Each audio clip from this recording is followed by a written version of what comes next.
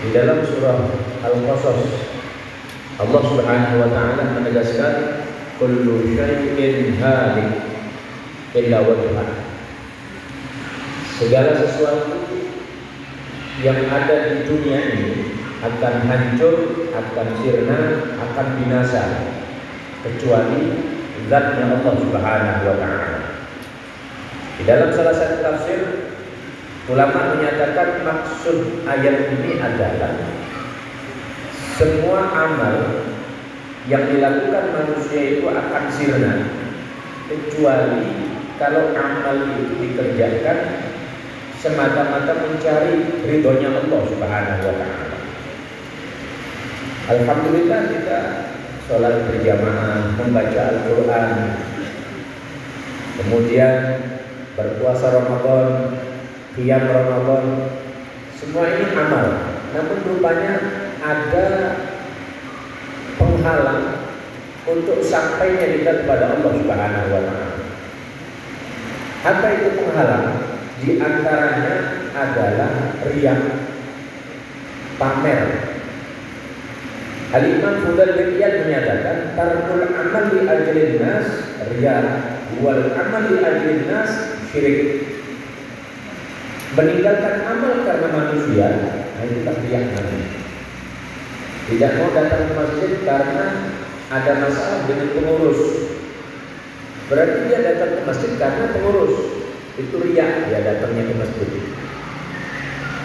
Tidak mau melakukan satu amalan kalau tidak dipuji, maka artinya dia melakukan itu karena mengharap pujian dari orang. Itulah orang riya. Meninggalkan amal karena manusia atau karena makhluk itu riya. Sedangkan kalau beramal karena makhluk itu namanya syirik, menyekutukan Allah Subhanahu wa taala. Jadi semangat ini sebagai pintu pertama, alhamdulillah, i'tikaf di akhir Ramadan. Mungkin sebagian sudah ada khatam Al-Quran 2-3 kali. Mungkin dari sekian yang hadir ini tiap hari tidak lepas sholat berjamaah, alhamdulillah. Tetapi riya ini menjadi penghalang. Wa ma umiru illa liya'budullaha mukhlishina lahud-din. Tidaklah kalian diperintah beribadah kecuali ikhlas, menjauhkan diri daripada riya atau pamer. Maka ulama menyatakan la tas'al akhaka an siyami. Jangan tanya saudaramu tentang puasa yang dia lakukan. Fa innahu in qala an-nasaim farhat nafsuh.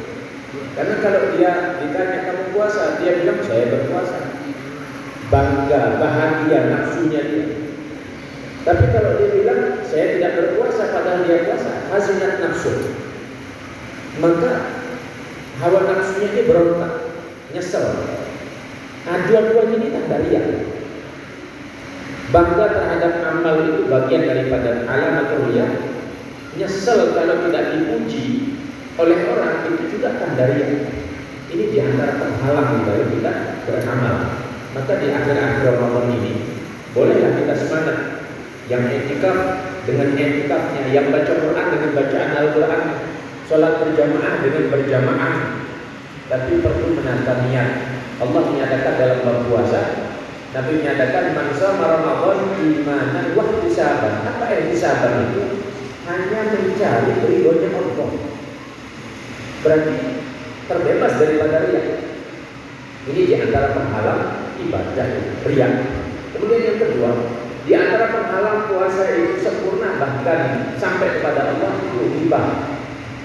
Riba itu apa? Dzikruka akhaka bima yakrahu, menyebut apa yang ada pada saudara yang dia tidak suka. Kadang karena urusan riba ini akhirnya jadi berbelanja, jadi ketersinggungan. Lalu terus kalau dalam keadaan berpuasa berkelahi, lalu apa manfaatnya puasa ini? Dalam keadaan berpuasa berkelahi, apa manfaatnya? Tapi itu ada sebab yang memantik hal tersebut. Mungkin riba, adu domba. Maka Nabi menyatakan di antara faktor iftir nasa'in itu adalah riba, menyebutkan sesuatu yang ada pada saudaranya yang tidak suka. Kalau kita sebut di hadapannya dia tidak suka, maka perlu ini dijaga. perlu dijaga. Semua kita berharap ridhonya Allah, semua berharap pahala dari Allah, semua berharap sempurna ibadahnya. Tetapi rupanya ada penghalang untuk kesempurnaan itu.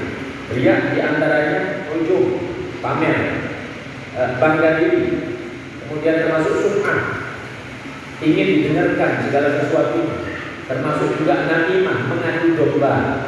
Ini diantara penghalang-penghalang amal tersebut.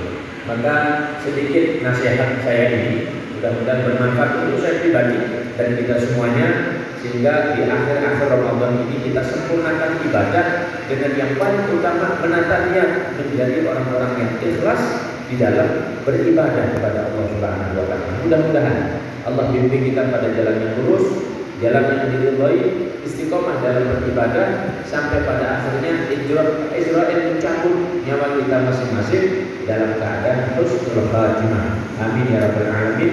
Assalamualaikum warahmatullahi wabarakatuh.